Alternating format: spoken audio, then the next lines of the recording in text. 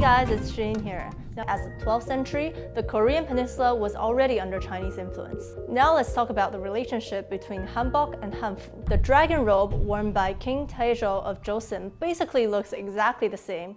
Here's a photo of a common hairstyle popular among. This type of hairstyle already existed 500 years ago. Basically, there's no denying that hanbok was already under the influence of hanfu. Now, as we near the end of this video, I emphasize again that I'm not trying to start an internet feud between the two nations. I am simply asking that the small proportion of Korean netizens who are trying to distort hanfu into a copycat byproduct of the hanbok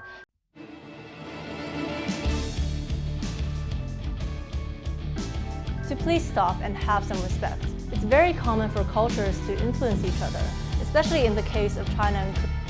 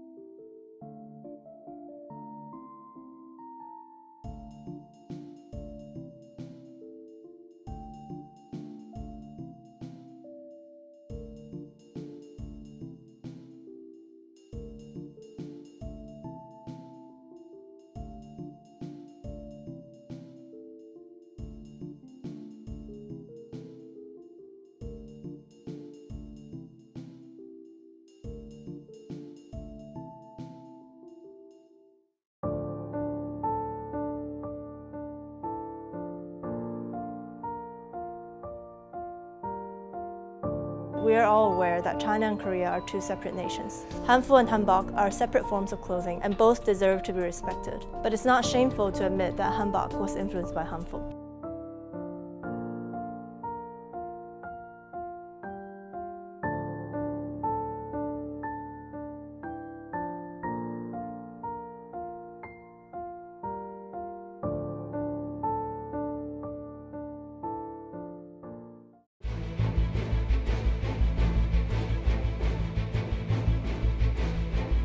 김치는 이 파오차이 방식에 적용이 되지 않는다.